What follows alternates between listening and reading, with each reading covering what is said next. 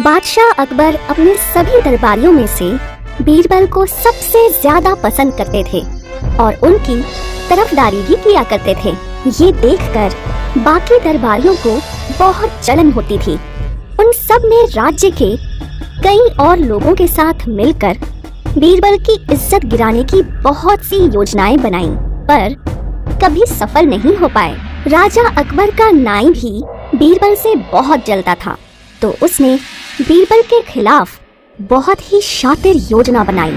एक दिन वो राजा अकबर की दाढ़ी बनाने आया और मौका पाते ही बोला, जहाँपना, कल रात मेरे सपने में आपके अब्बू जान आए थे। क्या?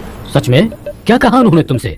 जहाँपना, वो बोले कि वो जन्नत में बहुत खुश हैं, पर कभी कभी जो उन्हें हंसा के उनका मनोरंजन कर सके, किसी ऐसे इंसान की कमी महसूस होती है। जहाँपना, आपको इस बारे में कुछ करना होगा।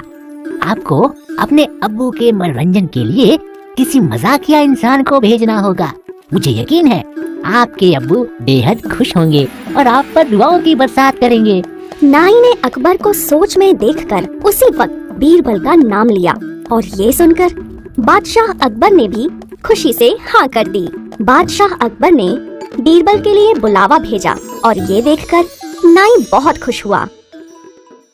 बादशाह अकबर, आपने मुझे याद किया? बीरबल, मुझे इस बात पर कोई शक नहीं कि तुम हमारे लिए किसी भी चीज का त्याग कर सकते हो। पूरा यकीन है कि हमारी किसी भी बात से इनकार नहीं करोगे।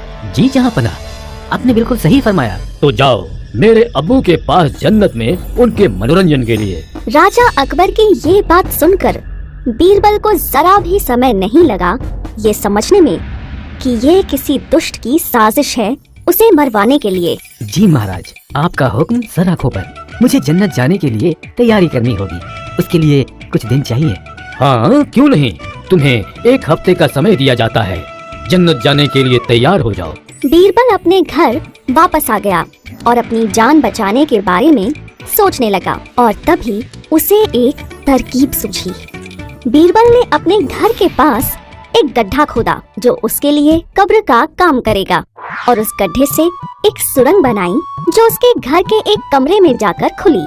काम खत्म हो जाने पर बीरबल वापस दरबार में आया। मैं जन्नत जाने के लिए तैयार हूँ, पर मेरी 2 शर्तें हैं। तुम्हारी आखिरी इच्छा पूरी करना मेरे लिए बहुत खुशी की बात है। बोलो, क्या शर्तें हैं तुम्हारी? जहाँपना, मुझे मेरे घर के पास दफनाया जाए और मुझे जिंदा दफनाया जाए ताकि मैं जन्नत जिंदा पहुँच सकूँ आपके अब्बू का मनोरंजन करने के लिए। अकबर ने बीरबल की बात मान ली। ये सुनकर बाकी सब बीरबल से जलने वाले दरबारी और उस नाई की खुशी का ठिकाना नहीं रहा। ये सोचकर कि आखिरकार बीरबल से पीछा छूटेगा, अगले ही दिन बीरबल को घर के पास दफना दिया गया।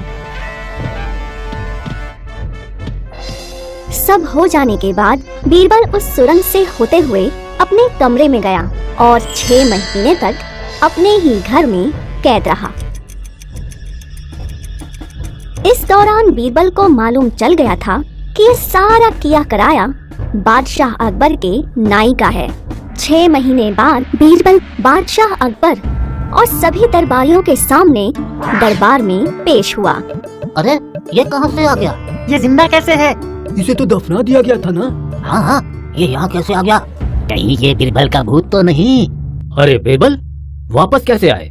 मेरे अब्बू कैसे हैं? क्या उन्होंने तुम्हें वापस भेजा है या कोई और वजह है? जहाँपना, जन्नत में सब अच्छा है।